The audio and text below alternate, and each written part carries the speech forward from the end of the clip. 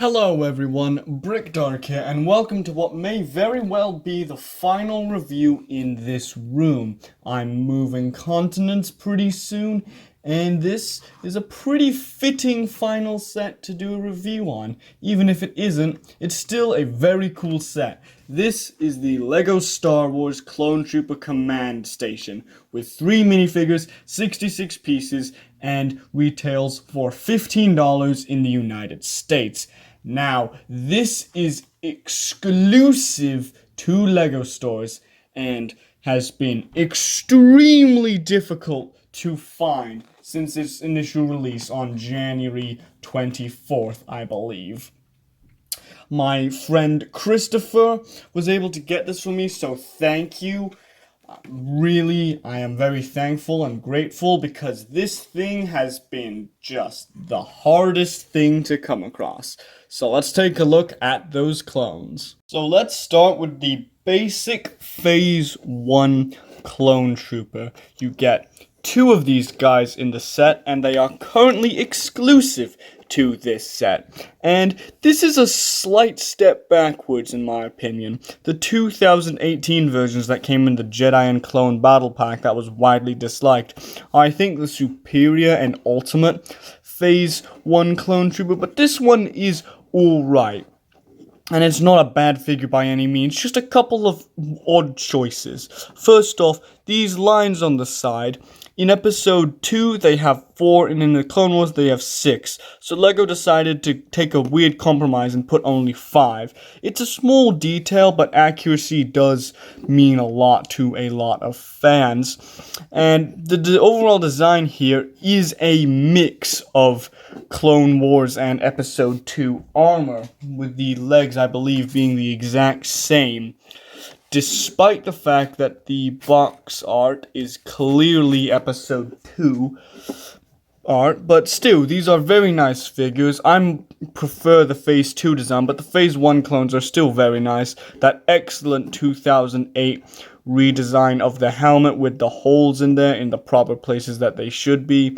Underneath, introduced in 2020, is the new clone head, which looks very nice here. You can see they also gave the black candlestick piece to the regular blaster to make it a little bit longer, which is a nice little thing they started doing with the 501st Battle Pack. You can see they have some nice footprinting.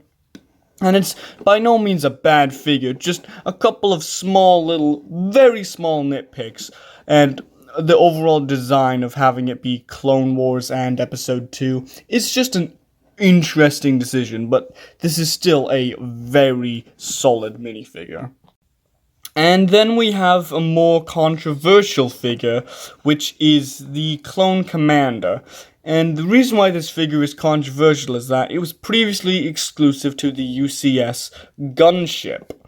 But it came in this cheap set, which ultimately would demotivate people from going out to buy that set to get the exclusive clone. Now this is a slightly different color from the 2013 version of this figure. The yellow is a little bit lighter and more orangey than that original 2013 version. It's packed away in storage, so I can't bring it out to show you, but do take my word for it, this one is a slightly different color. And as for this figure's inclusion, I feel like it wouldn't be so bad if the figure in the gunship had some additional detail like arm printing or side leg printing, or just a little something to make it exclusive and then release this same version. But the fact that they're releasing this exact same version that was in the gunship, I'm not the biggest fan of. At least the Mace Windu has remained exclusive to that set, though I do have a little conspiracy, but that's not for this review.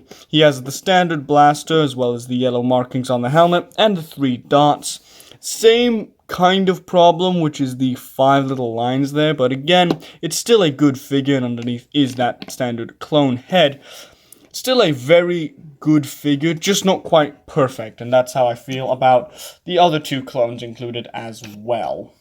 For your $15, you get two pretty decent builds. You get this command station, which is what the set is named after, and you also get the little weapon stand here. The weapon stand has this nice little double cheese slope, which you get two more of in the set, as well as these two longer blasters with, the candlestick on them, and it's a nice little addition that will go very well with the command station. As for the command station, it is significantly smaller than the 2013 design, which again is away in storage, so I can't bring it out to compare the size. But this one does have some more control panels on the inside, as well as a little antenna dish and some action pose pieces, which this is the only piece you get an extra of in the set. You can sit down one of your figures inside and have him command, or you could stand up a couple figures, I suppose. Doesn't seem like there's enough space for more than maybe two. The 2013 version had enough for easily three. And you do get these pieces in a dark red, which I haven't seen those before, so that's nice to get in a cheap set.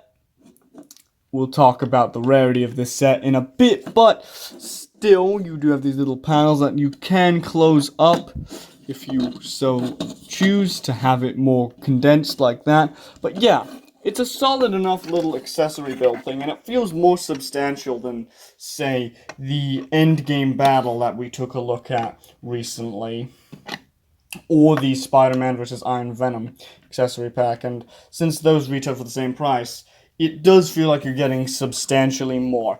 At the same time, those sets did come with an extra figure, which I think would have been a nice addition, but this is supposed to be like a miniature battle pack, so not including 4 minifigures makes a bit of sense to me. Would I like more clones? Yes, that's just a given. You can never have too many clones, but still, for what you get here, I think it's pretty good. So let's take a look at the instructions.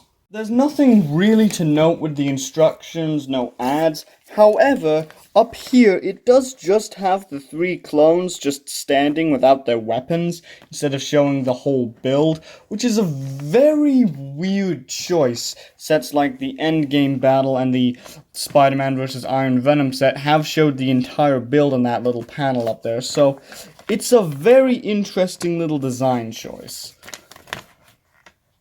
So I think that this is actually a really good accessory pack. I would like to get another clone, of course, but for what you get, it does feel like pretty substantial builds for an accessory set. Thinking back to the Iron Venom set, and especially that Endgame Battle, which I know a lot of pieces went towards Meek's armor, but having the only other side build be a measly small turret, it doesn't feel worth that $15, whereas this, I definitely can see it with the 2 exclusive clones and the clone who only ever comes in a $350 UCS set. Can certainly say that this is definitely a set worth picking up if you're into clones and all that. Now, unfortunately, as I said, this set has been insanely rare. If it was not for my good friend Christopher going to the LEGO store on the right day and buying me one of these, which I'm very grateful for, I likely would not have been able to pick up this set before it retired. This is the type of set that LEGO has just vastly underproduced, and unlike sets like the Fighter First Battle Pack and eventually, with time, the Republic Fighter Tank from 2022 and the new 2022 ATTE, this is a set that retires at the end of this year.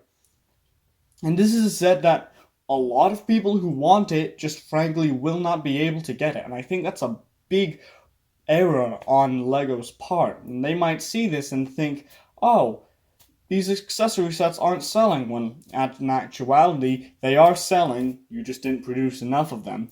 But with that little rant aside, looking at the set as it is, I would give this set an 8 out of 10. It is a solid enough little big army builder, that's the word.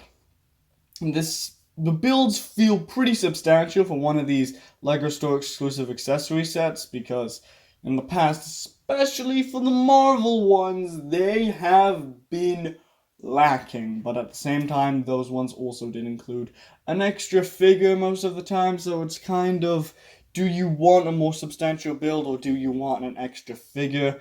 I think having the more substantial build is just more pleasing to the eye. Plus, considering that the CMF figures are each $5 now, you get 3 figures. According to LEGO's logic, that's already $15 worth. So to get these pretty large and substantial builds is worth it, the money, in my opinion. Again, if you can find this set at all, pick it up. If not for the fact that you may not like the set, then you could resell it for 5 times its original value.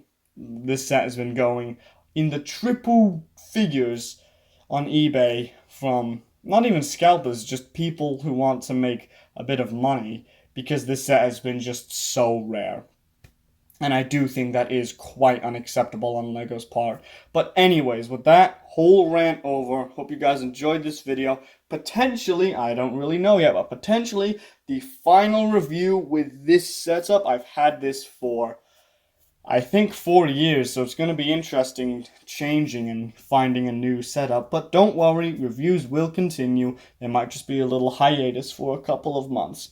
Anyways, hope you enjoyed. See you guys later. Peace.